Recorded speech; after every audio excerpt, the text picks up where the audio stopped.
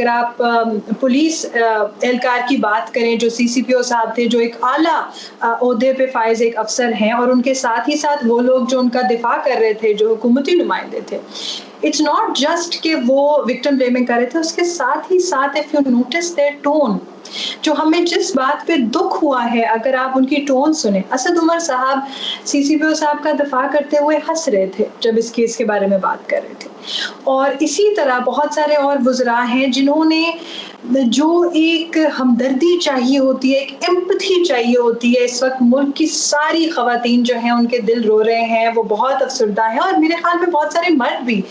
دس از over all یہ ایک سماجی مسئلہ ہے. نائب، جب بھی ہم نے ماضی میں دیکھا ایسا کیس ہوتا ہے تو سر عام پھانسی دینے یا سزا دینے کا جو ایک ہے وہ مطالبہ سر اٹھا لیتا ہے، اور ہم نے زینب کے کیس میں بھی دیکھا کہ مجرمان کو پھانسی دی گئی، لیکن ایسے واقعات جو ہیں وہ رونما ہوتے آ رہے ہیں. آپ کے خیال میں یہ فوری سزا دینے کی بحث اصل مسئلے کے حل کے ڈھونڈنے میں کیا کردار ادا کرتی ہے؟ ہمارے معاشرے کے حکمران اور خاص طور پہ جو مرد حضرات ہیں، وہ روٹ کازز کے بارے میں تو بات ہی نہیں کرنا چاہتے نا. وہ پیٹریارکی کے بارے میں بات نہیں کرنا چاہتے. وہ یہ بات نہیں کرنا چاہتے کہ ریپ ایک شو آف پاور ہے. ریپ ہسٹوریکلی اگر دیکھا جائے تو خواتین کو جنگوں کے بعد ریپ کیا گیا. کیا وہ بھی لسٹ کے لیے تھا؟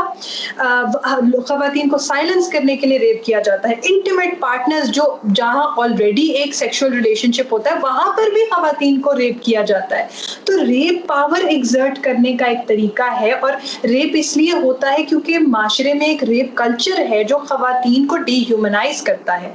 جب تک اس پہ بات نہیں ہوگی، اور اس کے ساتھ ہی ساتھ جب تک خواہ وہ وزیر اعظم صاحب ہوں یا حکومتی کوئی نمائندے ہوں، میں ان کے ہینگنگ والے کلیمز کو تب تک سیریسلی نہیں لوں گی جب تک وہ کنوکشن ریٹس کی بھی بات کریں جو اس وقت 2% ہے، اور سرٹنٹی آف پنشمنٹ کی بات کریں، اور اس کے ساتھ ساتھ سماجی جو اصلاح ہے اور اداروں کا ریفارم، پولیس ریفارم، جوڈیشری کو سینسٹائز کریں، لائرز اور کورٹس کو بہتر بنائیں خواتین کے لیے، تب تک یہ اس کا کوئی حل نہیں ہے.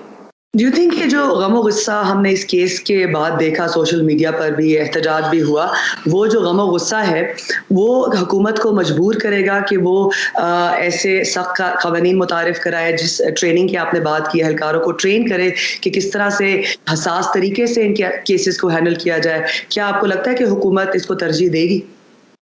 دیکھیں، مجھے اس وقت جتنا کچھ بھی نظر آ رہا ہے وہ یہ ہے کہ حکومتی نمائندے اور حکومت کی جو پالیسی ہے وہ ہے پاپولسٹ قسم کی، میننگ کہ لوگ غصے میں ہیں، لوگوں کو تھوڑا سا ٹھنڈا کرنے کے لیے، ان کے سینٹیمنٹس کو تھوڑا سا کام ڈاؤن کرنے کے لیے. اور اس وقت جو ایک وائلنس کا یا اینگر کا جو خاص طور پہ وائلنس کا جو ایک فیٹش ہے ہمارے معاشرے کے مرد حضرات کی طرف سے، اس کو فلفل کرنے کے لیے بہت سارے بیانات دیے جا رہے ہیں.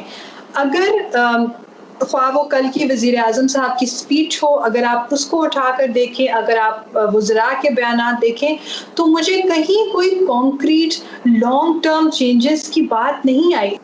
یہ بتائیے کہ آپ خود بھی صحافی ہیں اور اس طرح کے کیسز کی کوریج پر چاہے پاکستان ہو یا خطے کی بات کریں تو اس پر اعتراضات اٹھتے ہیں جس طرح سے اس کو رپورٹ کیا جاتا ہے. آپ کے خیال میں کیا تبدیلی لانا ضروری ہے میڈیا کے اندر تاکہ ان کیسز کی رپورٹنگ حساس طریقے سے کی جائے؟ جس طرح سے انہوں نے وکٹم کی آئیڈینٹی کو پرزرو کیا ہے، جس طرح سے انہوں نے آواز اٹھائی ہے جو انویسٹیگیشنز کے اوپر وداؤٹ لیکنگ ہر آئیڈینٹی، تو مجھے لگتا ہے کہ ڈیفینیٹلی جو ہے وہ ایک امپروومنٹ آ رہی ہے. اور ایک جو نیگلیجنس ہوئی کہ جب جو سسپیکٹس ہیں ان کے نام ٹی وی کے اوپر چلا دیے گئے، تو that gave them time to flee. As media people, myself as an analyst or an activist, ہم نے کیسے انویسٹیگیشن کو ایڈ کرنا ہے، ہم نے کیسے کویسٹ فار جسٹس جو ہے اس کو ایڈ کرنا ہے. ہمیں سینسیشنلائز نہیں کرنا، ہمیں ان ایتھیکل نہیں ہونا، ہمیں بغیر تصدیق کیے رپورٹس کو جاری نہیں کرنا.